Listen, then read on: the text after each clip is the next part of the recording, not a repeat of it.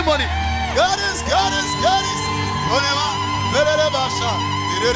Wait. She gonna testify. But I remember. After 15 years without a baby.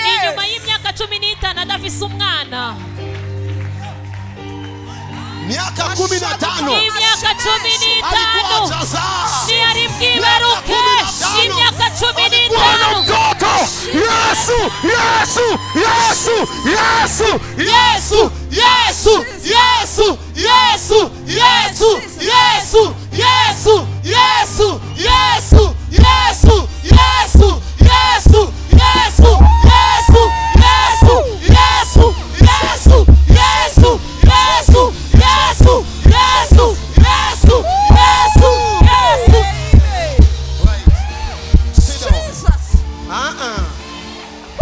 Sikia. Mwikai kidogo. Icharagato. Iyo mlisikia ni vidogo. Ivyo mwumvise ni bito. Alikuwa na miaka 15. Yarafise imyaka 15. Bila kubeba mimba. Ataratwara imbanyi. Hata na wakuanguka. Nikoroka nayo wigeze abona. Paka ule binti wangu maliza après 13 ans kwa. Hariyo mukobwa wanje yafite nyuma y'imyaka 13 arihe. Fisundi mukobwa niko nongene binti wangu hapa. Fisundi mukobwa wanje hano. Na yeye alizala après 13 ans. Nawe yavyaye nyuma y'imyaka 13. Uyu akakuja. Uyaraza. Nikamwombea. Ndamusengera. Sikia hatari. Akabeba mimba. Aratwarinda. Kubeba mimba. Gutwarinda. Akafikisha miezi 8. Ishikanya miezi 8. Akaenda kwa mganga. Aja kwa muganga. Waganga wakaona kama maji abona ko yuko amazi ari make. Wale wabakie naye. Hakobo mugumana mezi 9. Wale wabakie naye azae. Avyare. Wakamwacha arantre. Bacha baramureka asubire muhira. Niko natoka maombi. Ndiko mva mu masengesho. Sauti kanambia omba. Ijwi rambwira senga. Muda mchache. Umwanya muto. Nikasikia kama alizaa. Chanumva ko yavyaye ariko mtoto alikufa. Umwana yapfuye. Inyuma y'imyaka 15. Nikidonda cha ajabu. Nigikomere kidasanzwe. Nikasikia habari nikasema Mungu. Chanumva yo makuru ndavuga mama sina nguvu mimi. Uyu mama nta mbaraga mfiseje.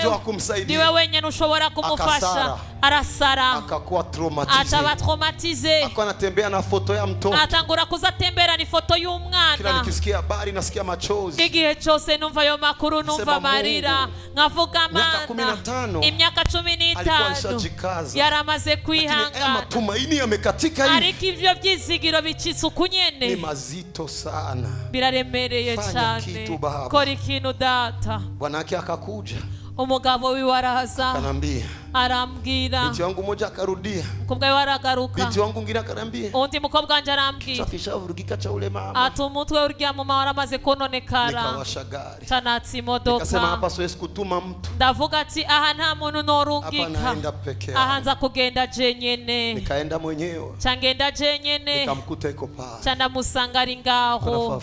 Ariko yigira gutya. Nikamwambia mama Mungu anakupenda. Ndamubwira mama Imana iragukunda. Anaonyesha foto ya mtoto. Anyereka ifoto y'umwana. Akanambia vitu vingi. Arambwira ibintu byinshi. Lakini Mungu ni ule ule. Ndamubwira ati Imana ni yayindi nyene. Angali na nguvu zile zile. Arachafise za mbaraga nyene. Usimkosei. Nugira kosa imbere y'Imana. Mbakizie ko macho tu. Ugumiza amaso kuhora. Anaweza kutenda tena. Na kandi arashobora gukora kandi. Naona maneno yanakosa gisi ya kuingia. Ndabona amajambo biransa ukuntu yinjira. Wakanipatia Sprite. Barama Sprite. Nikamwambia sipendai kunywa vitu manyumba ya watu. Ndabwira ko nakunda kunywa ibintu munzu z'abarikiye. Naikunywa.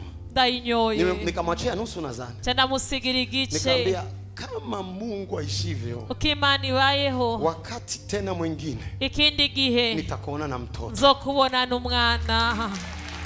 Kaniangalia. Matumaini yakaramuka. Gizigiro birosubira kuvyuka. Wakati alibeba mimba. Igihe yatwaye imbanyi. Aliamaka kuhamia Bujumbura. Yaciye afata ingingo yo kwimukira Bujumbura. Sasa nabisha katara kajirudiria birimani. Abonye vyansa acayisubirira ruguru. Akapita masiku. Haci igihe. Akasikia maumivu tumbo. Atayumva ububabare mu nda. Akataka kunywa madawa. Atashaka kunywa imitsi. So halikuwa hana matumaini tena. Nta byizigiro yaragifise. Yuko azoterura umwana. Kutakunywa dawa. Agombye kunywa imitsi. Waganga Mungu awabariki. Abaganga Imana ibahezagire. Kabla kumpatia dawa. Imbere yo kumuha imitsi. Akambia pima. Baramubwira pima. Uone kama uko na mimba. Ubone yuko ufite imbanyi. Alipokwenda kupima. Agiye gupima. Akakuta kuna mimba ya miezi 5. Afise imbanyi ya miezi 5. Amezi 5. Miezi 5. Jesus. Yes. Kukata matumaini mpaka unakuwa na mimba miezi 5 usibisikie. Kuchikinege kugesaho ugirimbanyi amezi 5 ntuvyumve. Hii mimba na mwezi moya ba mama majage anayala. N'ukwezi kumwe amajage mugatangura kuyuzuza. Sana sana nyoko na wabona nyona wapenda kama huyu. Cyane abafisa abagabo babakunda nk'uyu. Nataka na kanyama ka kuchomea. Nataka kanyama kokeje. Aurero ngachangenda ngazani nyama yokeje. Nakimbia naleta nyama ya kuchomwa. Saa 6 ya usiku Salomo. Saa 6 ijoro Salomo. Nana matara ari ha. Hakuna hata umeme. Aho botsi nyama babona nanje ndiko ndabafasha kupepea. Kwenye wanachoma nyama ananiona na mimi nawasaidia kupepea. Na waombea wa Bwana. Ndasengea abagabo. Ba mama. Abamama. Bana bakibapenda mko mnaongeza kahuruma hata samukona. Aba papa babakunze muzoze murongereza kagongwe gato basi. Nikakuya na nyama. Ndazana ni nyama. Hapo nimeitia bitunguru au nashize ibitunguru nafika inanuka Yesu kwegeza ndayishikanya tiranuka sishobora kuirya Garis rawe bino turachakundana I just love you ndabakunda hallelujah ninawapenda hallelujah Garis unajuiza hii nyama nikikula itanipita mkoromeo mimi ati nyama koko ndairiza kuncha mwokoko. Ibini vya Dawidi arungitsa abantu bamuzanira amazi bakwa gufa kacha yasesa hasi. Ini yale ya Daudi anatumana watu wamletee maji wanataka kufa na mimi nakuramo bwiza. Kuva Kanyosha ugiye kurodera nyama. Saa 6 usiku toka Kanyosha naenda kuinunua Bwiza. Hallelujah.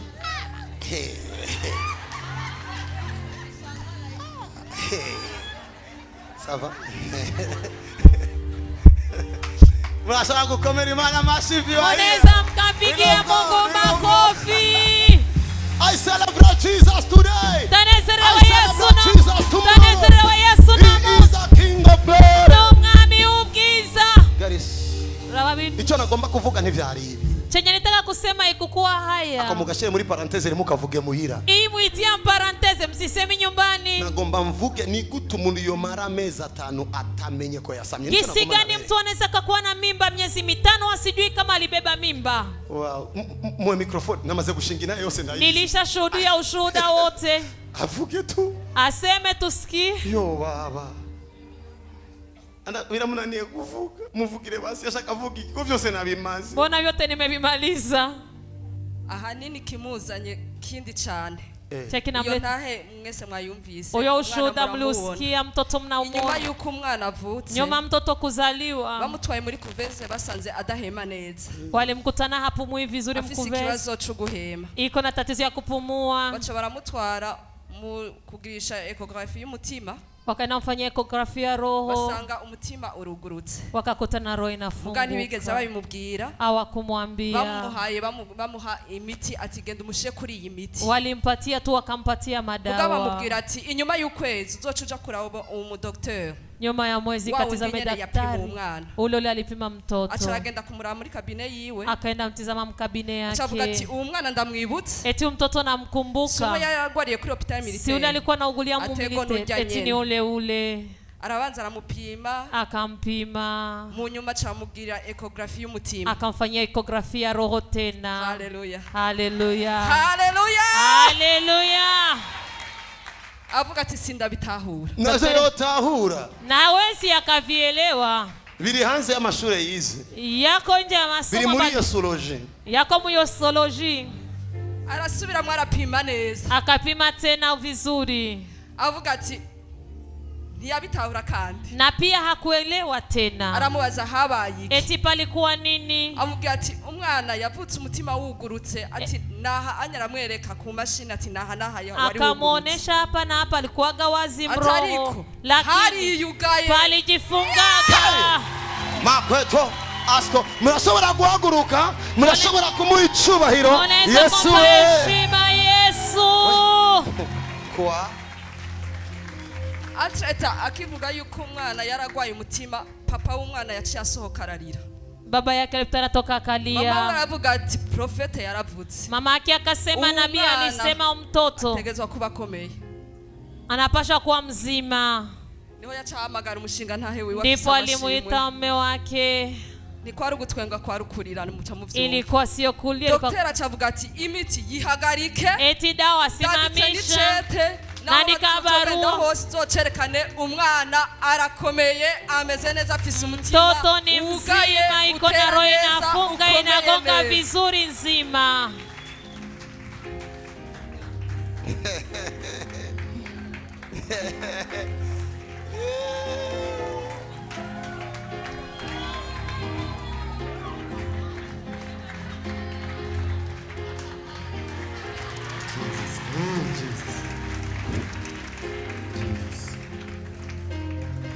Waymaker, miracle, promise, light in the darkness, my God, that is who you are. Yeah. Waymaker, miracle worker, promise keeper, light in the darkness, my God, that is who you are.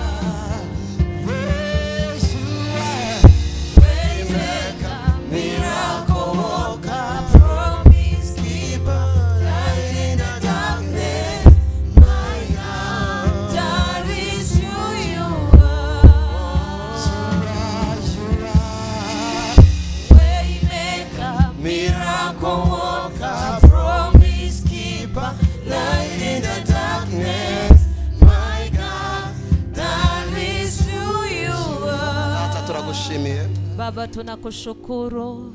Twariko tugaragaza umunezero wacu. Tulikuwa tunaonekanisha furaha yetu. Ariko duciye bugufi kugira ngo umenye yuko kino gikorwa waragikoze wenyene kandi wewe wenyene. Tunashuka ili ujue kwamba hii kazi uliifanya wewe peke, tena wewe peke kabisa. Turagwa icubahiro kubw'uyo mwana. Tunakurudishia heshima kwa ajili ya twegamiye kino gicaniro. Tunamnyanyua tukiegamia madhabahu. Turizera ko ari wowe gicaniro cacu. Tunaamini kama wewe ndo madhabahu yetu. Turizeye yuko uyu mwana azobaho yegamiye wewe. Tunaamini kwamba mtoto ataishi akiegamia wewe. Ukunyene anejeje ishengero. Hivi amefurahisha kanisa. Azoba umunezero mu muryango n'umunezero mu gihugu no kwisi yose agaragaza. Awe furaha mu familia, mu nchi na dunia nzima. Ndamuhezagiye. Ninambariki. Ndamatuye kubuntu n'umugisha. Ninamkirie ko neema na baraka. Upako na uzuri. Ndavuza imbabazi z'Imana zimubeko. Ninasema huruma wa Mungu we pamoja naye. Umufunike. Imbabazi nyinshi. Huruma mingi. Imbabazi z'amahoro. Huruma milele. Kandi abone kugira neza kwe. Tena aone matendo yako katika ya kumuhusu. Yesu ni mfalme. Maisha yake yote iwe ya mfano. Baba, tunakushukuru. Mtoto aketi muda wa kuketi, atambaye muda wa kutamba mzuri, asimame muda wa kusimama mzuri, apige hatua nyakati nzuri. Hakuna hata kimoja kinafanyika mkontreta. Ampe mazuri ya kushangaza wengi. Maana ndagushimiye ko kw'ishure Ninakushukuru maana shuleni ni wa kwanza. Future yake ni nzuri. Ndio watoto wajukuu na wajukuza awaonage wote kwa ajili ya utukufu wa Kristo.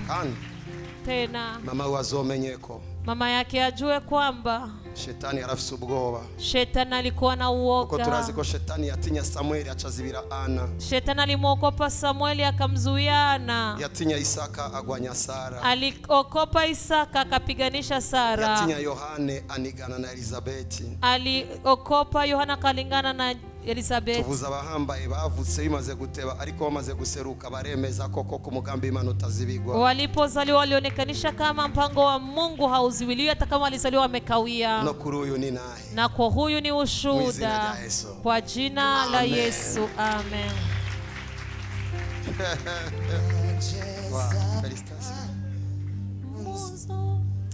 Okay, tukomere Imana mashi. Tupigie Mungu makofi. Tuketi. Achari kindi. Ashaka vuge gato. Hallelujah. Hallelujah. Yesu apewe sifa. Amajambo menshi yukuvuga kuko hari ibintu biba birenze no kwemera k'umuntu. Kuna maneno, sina maneno mengi ya kusema maana kuna prophecy ya Mpayiro 23 z'ukwicenda nari nicaye hajya yambwiye ngo niwaza gushinga intahe uzoririmbe indirimbo ivuga ngo yabikoze ku mugaragaro amahanga bireba. Aliniambia nikikuja kushuhudia niimbe nyimbo alivitenda hadharani mataifa yakiona. Avuga ngo yazuye Lazaro uzocuririmba ngo yampaye uruvyaro amahanga bireba.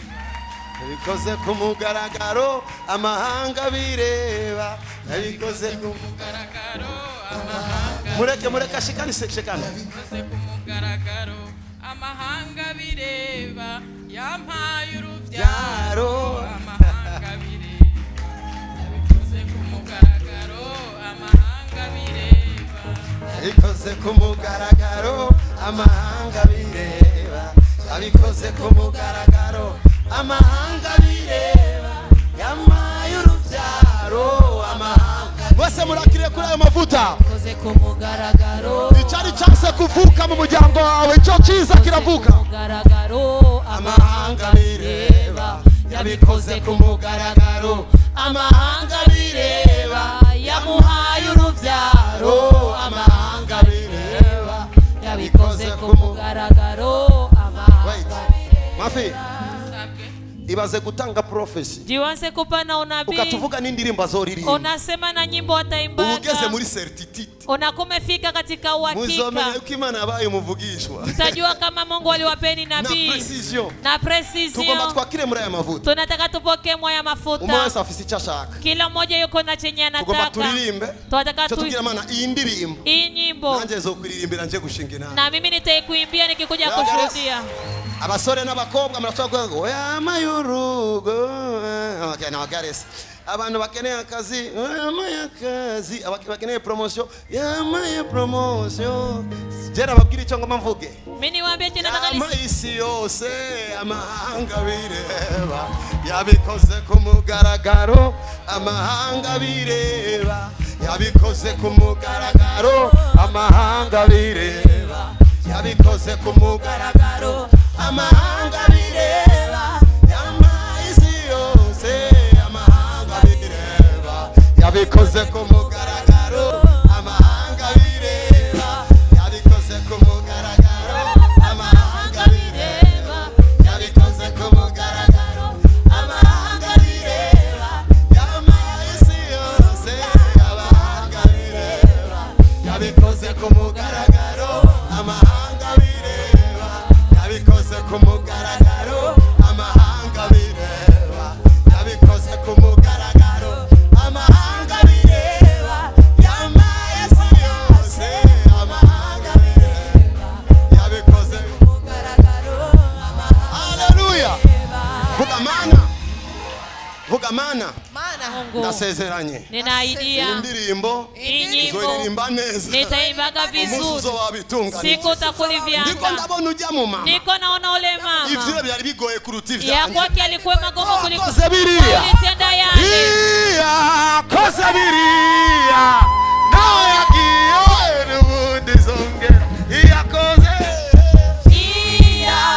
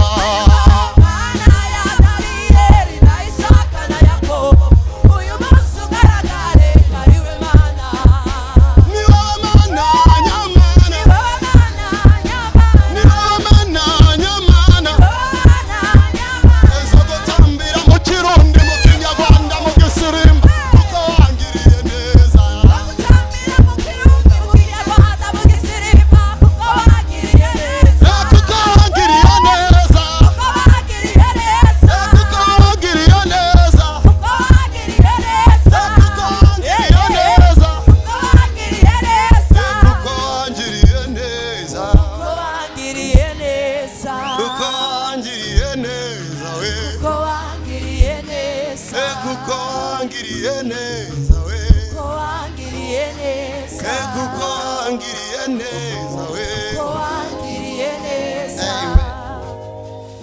uri mana yakandi karyo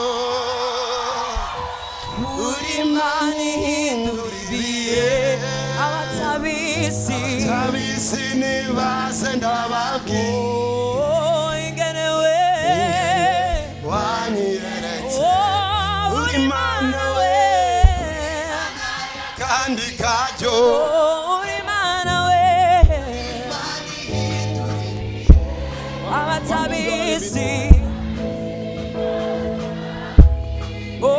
ingene we wanyeretse uri mana we uri mana yakandi karyo uri mana wewe uri mana ihindura ibihe abatabizi abisi nibaze ndababwire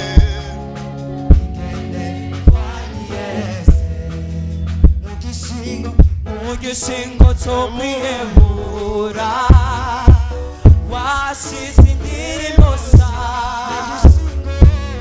mu gishingo cy'ikiganiro wasize umunezero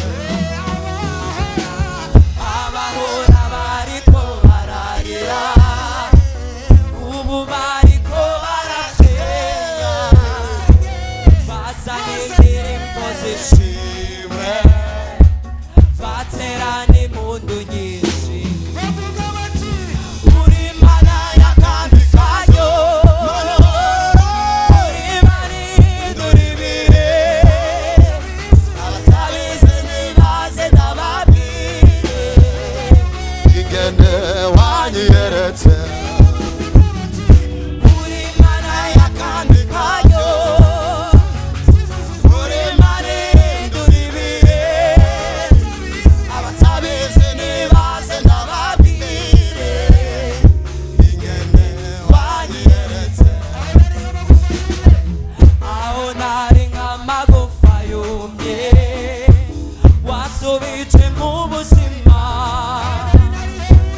aho nari narihebuye wasubije aho nahora ndiko ndarira uzuye ibitwe ngatwenga sezanye indirimbo zishimwe nera n'impundu nyinshi uri mana yakandi karyo uri mana ihindura ibihe abatabizi nibaze ndababwire ingene wanyeretse. Listen, ni bande bumva Yesu cyangwa aliyovuga ngo nta butuma turavuga. Kuna wenye wanaweza sema eti hakuna habari njema tuishasema. Nimba ugomba kudusinziza. Kama unahitaji kutusinzilisha. Buno ni ubutumwa bwiza. Hii ni habari njema. Turahimbaza Yesu muzima. Tuko tunaabudu Yesu angeli hai. Abadafise Yesu Arisha batasi ibabo n'urukundo uhora dukunda abadafise Yesu hari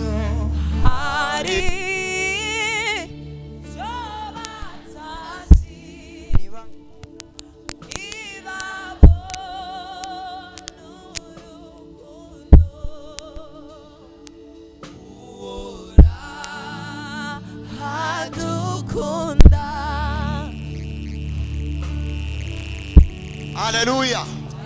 Shira ibiganza hejuru. Vuga ngo ndizeye. Iyi Imana iriko irakora bino. Nanje nkabibona. Irankoreye. Irantunganirije. Iratunganije ivy'umuryango wawe. Vuga amena nini? Tuichane, tuikae. Mungu akubariki. Ndaciye bugufi musi ya mavuta y'umuvyeyi wanje. Ndibaza yakiriye agakiza narubatse kera kumbe Imana niwe yari yarateguye guca ko kugira ngo nitwe umuvyeyi. Yaranyandikiye audio umwana ari muri kuveze bambwira ko afite difficulté respiratoire ikomeye cyane. Muri neo abantu bahazi ntupfa kuguma winjirayo. Akimpa iyo audio naciye ngenda mbwira abaganga nti ndagarutse ntihari ico nje kwikorera. Ati umwana ntiwamuhaye amata ntinamuhaye. Ngiye kumuha audio naye. Umuganga tuje kugira iki? Nje gusenga. Ngo none iyo uri muri chambre ntiwosenga ntoya. Acambwira ngo injira ko muri hôpital militaire umuginekologue yari yamaze kubabwira histoire yiwanje. Chandinjira mfata audio y'umuvyeyi. Nta n'amajambo menshi yambari amajambo nk'abiri canke atatu. Yambwiye ngo ugume watura ko Yesu ari buzima kandi ubuzima nyabuzima. Candagenda ndafata imashini umwana yarimwo ndatura. Ndavuga ayo majambo nyene candagenda wamenga ndahamuye. Ku mugoroba umuganga yaciye yaza ngo Sandri ngo ni sawa nti ni sawa ngo genda ngo utegura igitanda ngo ucuzane impuzu ndaguha umwana. Only 3 words. Yesu ni muzima, ubuzima nyabuzima. Ego nari mbonye ku mwana uri muzima ariko ntiyarafise ubuzima nyabuzima. Niko nimeona kama mtoto ni mzima lakini alikuwa na uzima wa uzima. Ilibidi sasa aseme Yesu ni mzima. Jasaba kwa avuga ko Yesu ari muzima. Lakini uzima wa ukweli. Ariko ubuzima bw'ukuri. Angalia Yesu alifanya. Daba rero ivyo Yesu yaciye akora. Nilikuwa najiuliza hii roho imejifunga kwa teknike gani? Nako ndibaza uyu mutima wiyugaye muri teknike nyabaki. Kode ni imwe gusa. Yesu ni muzima. Yesu ni mzima. Ubuzima nyabuzima. Uzima wa kweli. Somebody can shout hallelujah. Hallelujah. Yesu ni muzima. Yesu ni mzima. Ubuzima nyabuzima. Uzima wa kweli. Bila ori hafi yawe. Yesu ni muzima. Yesu ni mzima. Ubuzima nyabuzima. Uzima wa kweli. Yesu ni muzima. Yesu ni uzima. Ubuzima nyabuzima. Uzima wa kweli. Yesu ni muzima. Yesu ni uzima. Ubuzima nyabuzima. Uzima wa kweli. Yesu ni muzima. Yesu ni uzima. Ubuzima nyabuzima. Uzima wa kweli. Yesu ni muzima. Yesu ni muzima. Ubuzima nyabuzima. Ubuzima nyabuzima. Yesu ni muzima. Yesu ni muzima. Ubuzima nyabuzima. Ubuzima nyabuzima. Yesu ni muzima. Yesu ni muzima. Ubuzima nyabuzima. Ubuzima nyabuzima. Yesu ni muzima. Yesu ni muzima. Ubuzima nyabuzima. Ubuzima nyabuzima. Yesu ni muzima. Yesu ni muzima. Ubuzima nyabuzima. Ubuzima nyabuzima. Yesu ni muzima. Yesu ni muzima. Ubuzima nyabuzima. Ubuzima nyabuzima. Yesu ni muzima. Yesu ni muzima. Ubuzima nyabuzima. Ubuzima nyabuzima. Yesu ni muzima. Yesu ni muzima. Ubuzima nyabuzima. Ubuzima nyabuzima. Yesu ni muzima. Yesu ni muzima. Ubuzima nyabuzima. Ubuzima nyabuzima. Yesu ni muzima. Yesu ni muzima. Ubuzima nyabuzima. Ubuzima nyabuzima. Yesu ni muzima. Ubuzima nyabuzima. Yesu niwe mana imani kora. Yesu ni muzima. Ubuzima nyabuzima. Yesu niwe mana imani kora. Yesu ni Alfa na Omega. Yesu ni mwanzo na mwisho. Yesu ni baba wa watoto, Mungu wa uwezo. Yesu ni muzima. Yesu ni ubuzima nyabuzima. Yesu ni muzima. Ubuzima nyabuzima. Abatitara mwihangane. Yesu ni muzima. Yesu ni muzima. Ubuzima nyabuzima. Ubuzima nyabuzima. Yesu ni muzima. Yesu ni muzima. Ubuzima nyabuzima. Ubuzima nyabuzima. Yesu ni muzima. Yesu ni muzima. Ubuzima nyabuzima. Ubuzima nyabuzima. Yesu ni muzima. Ubuzima nyabuzima. Yesu niwe mana imani kora. Yesu niwe mana imani kiza. Ni baba wa watoto, ni Mungu mwenye nguvu, mfalme mwenye uwezo, na wote watakubali, wakipinga watapota. Maana tumetoka mbali. Yesu ni muzima. Yesu ni muzima. Ichara. Ubuzima nyabuzima. Gira mugenzi wawe. Ambia mwenzako. Listen.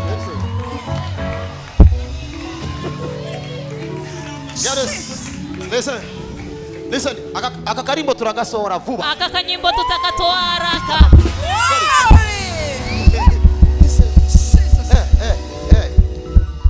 Nibaza ko bamfatiye muri media makamfatiye. Mimi nadhani media mlikani kamati. Nakachapa mbio. Garis. Daga kubita ningoga. Gira mugenza. Ambia aliye kando yako. Igitumu utabitaho. Sababu gani ya uvielewi? Wajya batama bakuyobora kera ni bari kubishobora. Wale wazee walikuwa na kuongoza zamani hawangeviweza. Ni dupfe rero ni tuskufi miaka tuskufi rap. Ni dupfe imyaka dupfe na rap. Usinikondeshe. Nonyondeshe. Okay, reka rero nifate neza nk'abakera. Ni muhora numukama.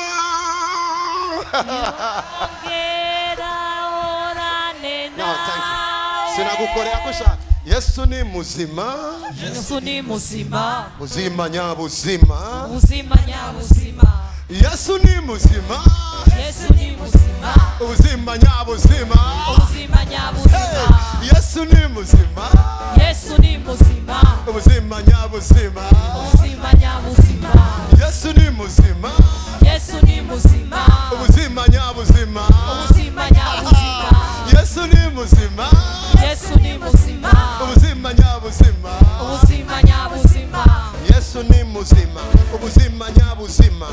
Yesu niwe mana. Imani ikora. Yesu arakiza.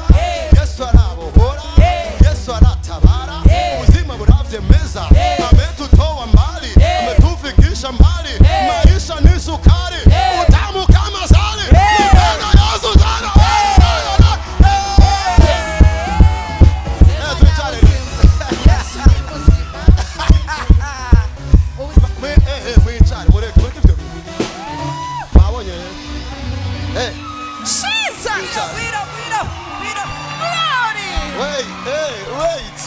Morindire. Man, Mungu. nasenge abatsitaye mana nibave bagenda narabasengera ngo bakire. Ninaomba wenye walikuazika nenda niwaambie wasindi bila kupona. Wofsi naye. Waona ushuhuda? Listen. Uyu naye ni muri quartier de nakusengeye buje. Ni mu quartier de nilikuombea. Muri quartier 7. Quartier 7. Tukiri muri 10. Ama naonye ni cyari kibazo cyo kubyara. Na ilikuwa tatizo ya kuza ilikuwaje? Bebe ko bien. Bebe maiseneza. Muzima. Ni muzima. Muzima ya muzima. Muzima nya muzima. Yesu ni muzima. Yesu ni muzima. Muzima nya muzima. Muzima nya muzima. Okay, thank you. Tutafanya tuba mahoro tuzokora concert ya Prophet of Jesus Joshua. Tutafanya concert ya Prophet of Jesus Joshua. Mugume muri cewe nanje ngume muri mwe. Ukwishami rito kwa mugwajo ritari mu muzabibu. Mugume muri cewe nanje ngume muri mwe. Kukwishami rito kwa mugwajo ritari mu muzabibu. Niko nanje ntashobora nari muri we. Eka naco nokora nari kumwe nawe. Niko nanje ntashobora nari muri we. Eka naco nokora nari kumwe nawe. Nico gituma ahomba ahonja hose. Ndumuyoboke wa Kristo ibihe byose. Nico gituma ahomba hose. Ndumuyoboke wa Kristo ibihe byose. Ahonja ndumuyoboke wa Kristo. Ahonja ndumuyoboke wa Kristo. Ndumuyoboke wa Kristo. Ndumuyoboke wa Kristo. Ndumuyoboke wa Kristo. You people. Bano. Tuifate neza. Tujishike vizuri. I love you. Ndabakunda. We love you, Jesus. Ndakunda Yesu. We appreciate you, Jesus. Turakonezerewe Yesu. There is nobody like you. Nta n'umwe wanye nawe. Rimwe na rimwe kugaragaza umunezero biragorana. Mara moja kuonekanisha furaha vinaswala. Umunezero mwinshi umuntu aratakaza malimite yose. Katika furaha nyingi mtu anapoteza limite zote. Turahiriwe kuba twarenganya malimite yose. Tuko na heri kuwa tumezidisha limite zote. Kugira ngo umenye ko wadukoreye ikintu kirenza malimite yose. Ili ujue kama ulitutendea kitu cha kuzidisha limite zote. Mwami turachugumia imbere yawe. Bwana tunatetemeka mbele zako. Utubabarire aho tutakwizeye. Utusame mahali ambapo hatukuamini. Ku bintu bito bito twahuye navyo. Katika mambo madogo madogo tulikutana nayo. Utubabarire aho twagomba kwicira inzira. Utusame mahali tulitaka kujipasulia njia. Kwa mambo madogo madogo. Ulituonesha kuwa upo Mungu. Ibigoye bigora abagabo ariko uri umugabo w'abandi bagabo bose. Yangumu vinakuwa vigumu kwa Bwana lakini wewe ni zaidi ya wote. Ofisi imbaraga kurusha bose. Ubyizigiro bya bose baguhamagara. Nari y'umuryango wa Yuda. Ukira kwa bose. Akibicubahiro. Thank you. Murakoze. Majina yote mazuri ni yako, Jehova Muumbaji wangu. Nikupe jina gani kwani kila la kheri ni upekee wako. Majina yote mazuri ni yako, Jehova Muumbaji wangu. Nikupe jina gani kwani kila la kheri ni upekee wako. Usifiwe ewe Bwana Muumba wangu na nuru yangu, wema wako wanijaza moyo. Wewe ndiye mchungaji wangu tena kiongozi wa maisha yangu, wanitazama kama mboni la jicho lako. Usifiwe ewe Bwana Muumba wangu na nuru yangu, wema wako wanijaza moyo. Wewe ndiye mchungaji wangu tena kiongozi wa maisha yangu, wanitazama kama mboni la jicho lako. Thank you. Hallelujah. Murakoze. Amen. Amen. Abarinzi bicare, we love you God. Waimbaji waketi, turagukunda Mana. We appreciate the mercy. Turanezerererwa ubuntu bwawe. And we celebrate his glory. Turanezerererwa icubahiro cyawe. I don't know if you are live so that I can teach in English. If sinzi yuko muri kuri live nigisha mu Cyongereza. So if not, let me continue in Kirundi and Swahili. Reka chembandanya mu Kirundi n'Igiswahili. God is here. Imana iringa. Mungu yu mahali hapa. Ndabona afise igikorwa. Ninaona niko na kazi. Mavanda gikora. Mtaifanya. Chogwezagira abana. Ya kubariki watoto. No kwakira abantu bashasha. Na kupokea watu wapya. Ariko munyemerere. Lakini nikubalieni